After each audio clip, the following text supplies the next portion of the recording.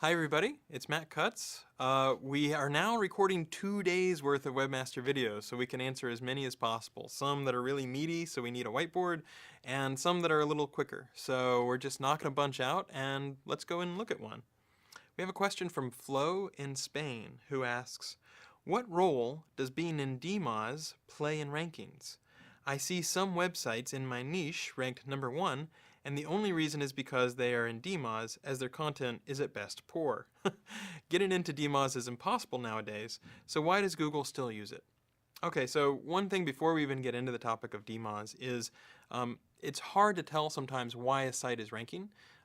Historically, Google has the link colon operator, which returns the backlinks or some subsample of backlinks to people, but we don't show every single backlink that we know of in response to link colon because we show that more on the Webmaster Tool side. So you can see your own backlinks, but we don't give a full list of all the backlinks to the people who would compete with you. And I think that that's a pretty good balance overall. So just because if you do link colon, you might see a link from DMOZ and as a result think that's why it's ranking. It could be that there are other links, high quality links that you aren't seeing that are coming from, CNN, New York Times, or something like that. So don't just automatically infer from looking at the backlinks that you have either from Google or from Yahoo or even a third-party tool that that's really all the links or all the links that Google trusts or anything like that. But let's get into DMOZ just a little bit. So DMOZ, also known as the Open Directory Project, has been overall really great in terms of being a really good resource for people, but it is starting to show its age a little bit. And so there's 2 or 3 sort of updates I can give you on how Google thinks about DMOZ and how it treats the Open Directory Project. There was a version of the Open Directory that Google had, so like the Google Open Directory or something like that, which would take Open Directory data and add value by sorting this stuff by PageRank.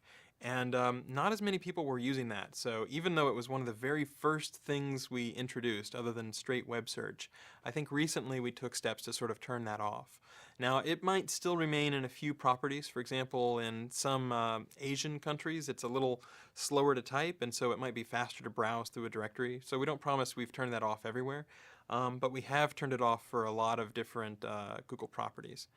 The other thing that Google sometimes uses DMOZ for is computing snippets. So for example, if you block your page out with robots.txt, we're not able to crawl that page. So we might see the anchor text or the anchors, the backlinks that point to a page, but we can't actually crawl that page and see what it's about. So we don't know the title of the page or anything like that. And in those kinds of situations, it can be helpful at times to rely on DMOZ, because if it's a well-known page, then an editor of the Open Directory project might have said, this is what the page is. So that could be a useful snippet. At the same time, we always try to go back every so often and test our assumptions. And so it is the case that we've been doing a test where we say, what if we turn off using DMOZ for snippets? And it's a little early to say whether that'll break one way or the other, but it's the sort of thing that we do go back and test and see whether it still makes sense compared to the assumptions and the ways that things worked, several years ago.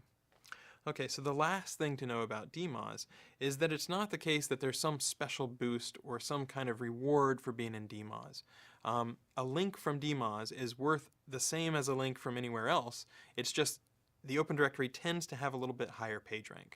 And so as a result, a link from DMOZ might carry a little more PageRank, but if you get a link from a very highly reputable source, you can get a newspaper reporter, convince them that it's an important story and get them to write about you, that can easily carry just as much or more PageRank than getting a link in the Open Directory project. So it used to be the case that people would have a checklist of the links that they really wanted to get. And it's not that there's something special or different about the Open Directory project. It was, it's a very well-known directory, but it's not a requirement. It's not the sort of thing where you have to get a link from DMOZ. So if your competitor happens to have a link from the Open Directory project and you don't, I wouldn't sweat about it. I wouldn't get overly stressed. I would think, okay, what can I do that will make sure that my site is so compelling that people want to link to it and I can get those links from other sources. Hope that helps, and it's just a little snapshot about how we're thinking about DMOZ and the Open Directory project these days.